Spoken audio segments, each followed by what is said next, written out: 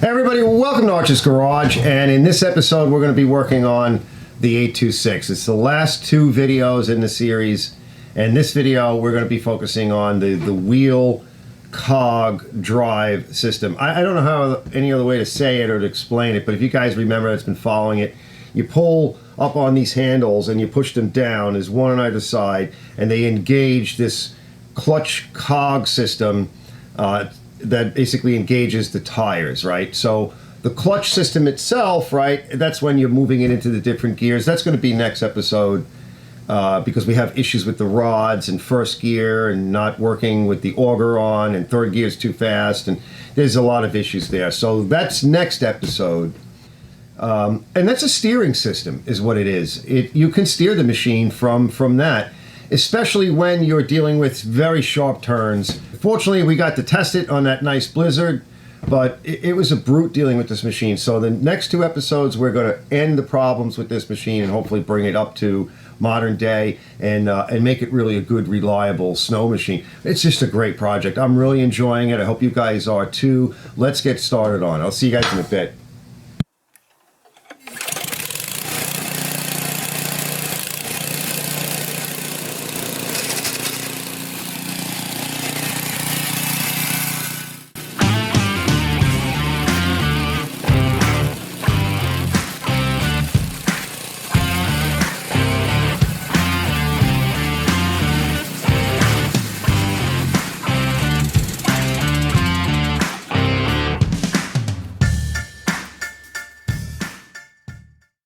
Okay, I pulled the tire off, I pulled the gear out of there, the pull, and we'll go over to the table and we'll take a look. But what's happening is it's slipping, and I'm not getting any propulsion on this wheel.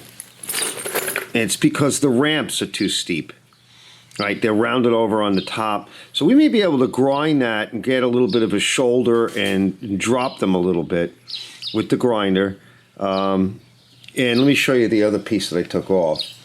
Now, if this doesn't work, we can pin them, find a way to pin the shafts like, normal. We'd have to work to that, but let me clean this up. These are oilite. It's sort of like a brass bronze, and they have oil impregnated in them, and it's in a bearing, which is greased.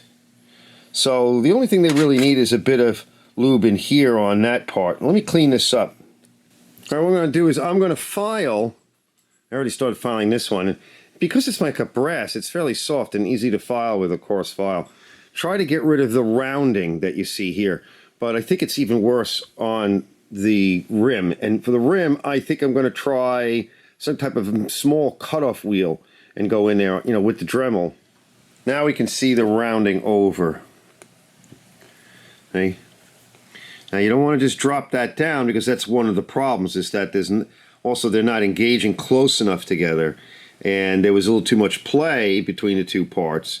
Let me get the other piece. Yeah, I know the air compressor's on. I can't help it. I'm going to need it. I'll show you why. Now, this we worked on the other day.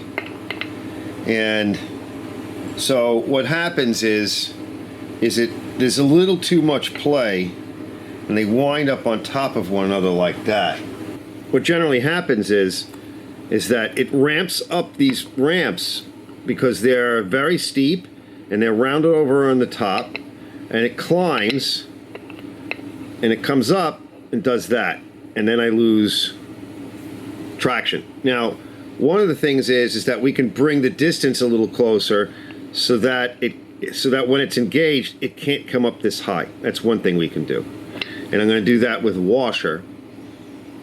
So I think I have one, and we may need another, but we want to stop this from happening as well. We want a better engagement, and having it rounded over like that, that's no good. Not that much. So we're just going to reduce some of that and change the angle a little bit more, a little straighter angle, a little bit more of a 90. That's like getting up there at, like, I don't know, 75 or something. I don't know. I'm going to try using my reversible cutoff, and hopefully we can get in a little closer with it, and I can keep the sparks out of my face.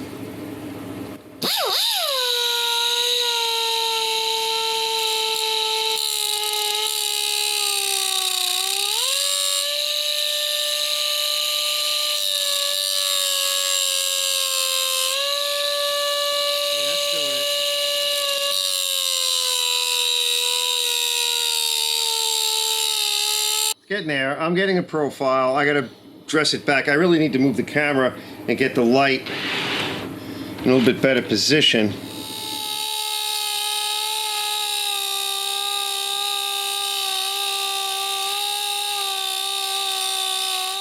Yeah, I got rid of almost the entire sort of shoulder that was rounded over. We can dress it down a little bit, but that's not really where we want to be. It can have a light chamfer, but not that rollover effect. Let's try a little bit more.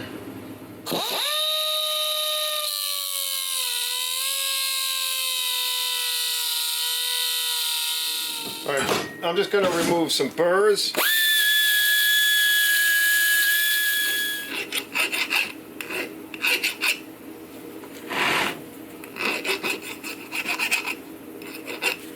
I think that one could use a little bit more. I think we have it, right? This one here can use a little bit more.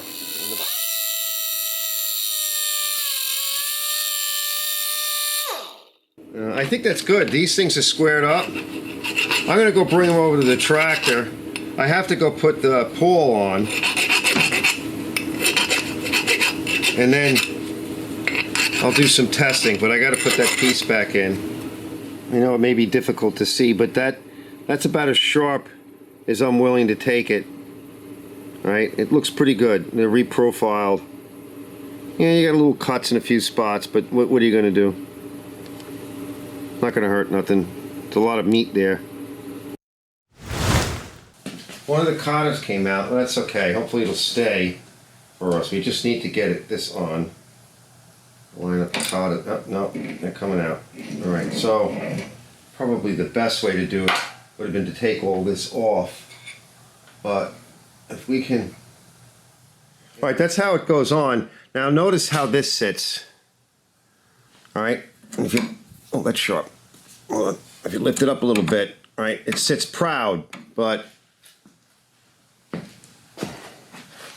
this one, it's down in that hole, and that will cock, and when it does, it won't apply appropriate pressure.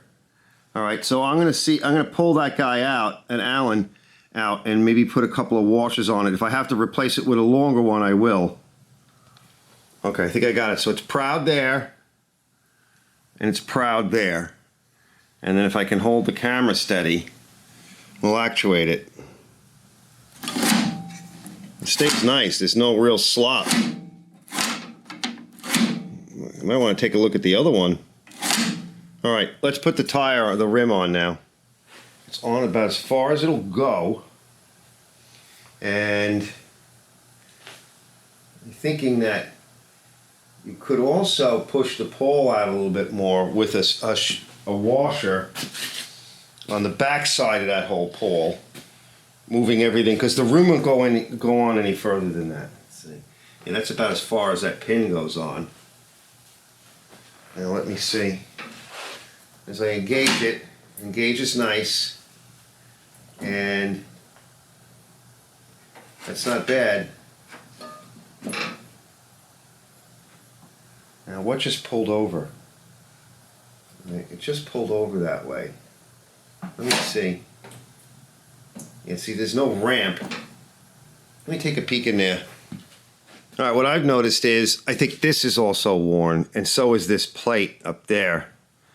About the thickness of this piece. So I could either make a shim that bolts in, I'd have to cut it, and I could probably do that with a jigsaw, with my steel cutting jigsaw. And then you would just remove these bolts up there, bolt it in, and there's your shim. And Bob's your uncle. Or take this off and weld the end of that and grind it, right? And make something that, you know, restore the piece itself so there's no extra pieces. I'm leaning more to welding it because I think you would be better off having a little bit of meat on that. I can grind it to fit, and I think that's the best way. I think I might have enough gas to do that. Yeah, we can see that it's worn. So I need about 1/8 of an inch to 3/16. 3/16, and if I have to grind, you know, I'm going to grind it anyway. It's mostly here, in its final position where it's locked. That's its locked position. And then we'll create the ramp too. We'll make sure there's a ramp, but the ramp isn't as important. It's the final resting place. Let me wire wheel this and clean this off, and then we'll weld it.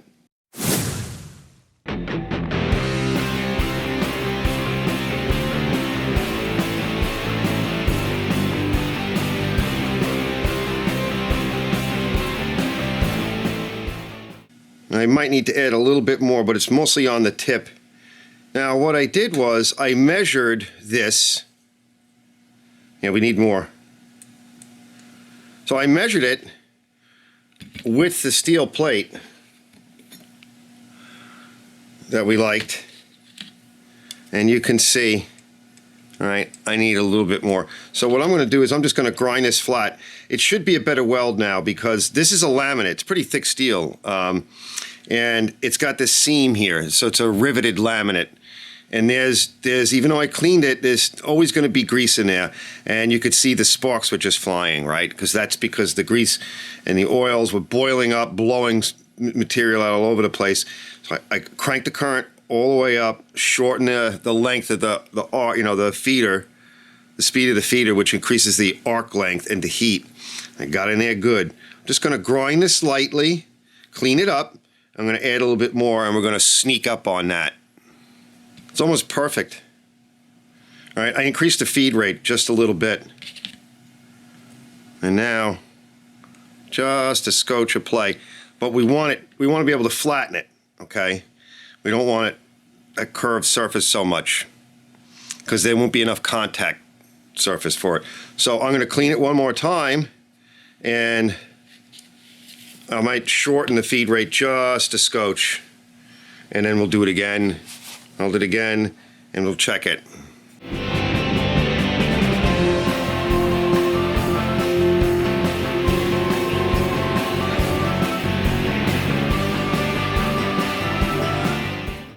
A lot of junk came up from that weld, but I've got it. Reprofiled this side here, we'll curve it. I've got way more now than I really need, but again, we're going to make it flat.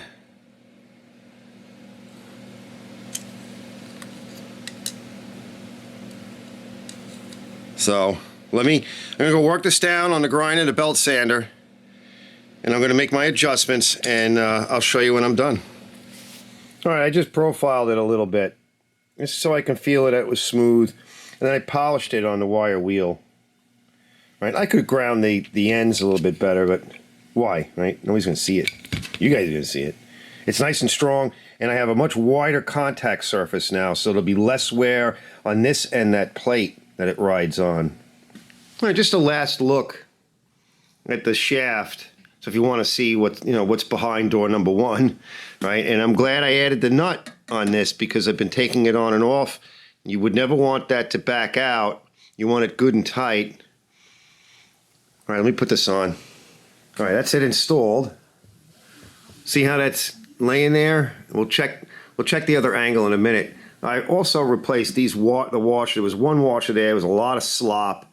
Right now there's no slop. Well, before we pin that cutter, the welcome back cutter pin, for those of you that might get that reference, let's just cycle it.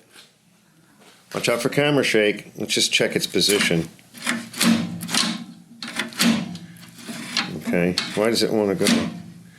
Hold on, it's not going. It should move out. Let me see what's going on. All right, so now as I take the play out of it, it's causing some other issues. Now this spring, right, rides up in there, but there's not quite enough clearance. So what I did was I took a washer from here, removed the washer from there, and it's not as proud, but I added the washer on this side. That gave me a little bit more movement, but there should be a chamfer right back there, so that it relieves itself and goes in. Otherwise, it's too stiff. It needs a bit more play. I'd like to put that chamfer there, right on that edge, and because that way it has a ramp to start its way back, because this is all the way in. Because the spring pulls it to this side, and I'd like to remove a washer from there. I'm going to start by removing that washer and see what it does. All right, let's see. It seems to be working a little bit better. Let's exercise it. Feels nice and stiff. See, now it comes back. It still could use a little bit of a chamfer, but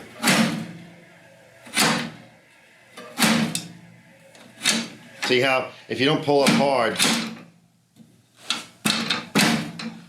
all right, it could get stuck, but you want to pull it up. Just roll that edge, just a light chamfer is what's next. I'm going to try that. All right, wasn't much, but it put a bit of a roll to it, a bit of a chamfer, and a little bit less material up here, you know, for where it's actually parked. So there's two park positions. There's the park disengaged, and then all the way forward, parked engaged. So let's try this. All right, I'm going to go slow. See, it comes out proper, and I'm going to kind of go slow. See, now it springs a little beat, but see how it pops back in? You don't have to slam anything. Okay. All right, that's good. Now I'm going to bend that cotter pin over and make sure she's trimmed. And I think it's a combination of, you know, adding the washers, removing slop, one washer on either side to help keep that more concentric positioning of this spring here or this keeper here, right? Getting some material added to deal with the wear issue, adding that little extra chamfer or ramp, right? When something is sloppy, you know, I was thinking about, well, what could I do? And maybe if I add this, no. When something is sloppy, you have to replace the sloppy parts or remachine or add material. You have to work the slop out of it because it was designed to work originally. Don't redesign it by redesigning it and doing something kooky. I'm trying to see if I can get you to see there's very little clearance. Very little clearance. I don't know if you're going to be able to see it, but it's perfect. It's what you want. Just enough. And then when you disengage, okay, pops right out of the way. And proper clearance. All right, this side's not too bad. Everything looks good. This was loose. I put a washer, all right, on both, like I did on the other. Two washers here to take up any play on this, right? Reduce the amount of play. It feels nice, right? There's no slop. You pull it forward, push it forward, engage, and then park.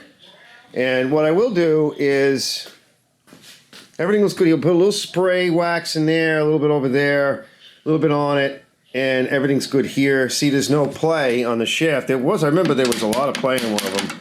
I was like, what's going on? It's just enough. So now we can look at the tire chains again. What I'll do on this, again, I'll just put a little bit of grease, just a little bit on those areas there, just to reduce wear and stop it from rusting. So let me work on the tire chains one more time. I want them a little bit tighter. All done. All right. This tire just needed the chains tightened up again. Probably the wrong chains. When you order chains, here's a tip. Order them for the size of your tire. When you go to put them on, take all the air out of the tire. But also this one ate up some chains. They wore out, so we added some pieces. So another tightening. The pawls on this rim, the steel pawls, were in good shape. I just broached them. They had a lot of burrs on them. And just kind of dressed the profiles and made sure all the burrs were nice and cleaned up. Little chamfer. Ran a tissue through the center to put on any debris that got in there for me doing that and anything else. A little bit of grease on them. Right, they roll good. Everything is nice. This one's good. So I'm gonna call that done. Let me clean up in here, put this thing down, put it to the side, get the tractor that's been outside in the freezing rain and snow. Bring that back in, let it dry off.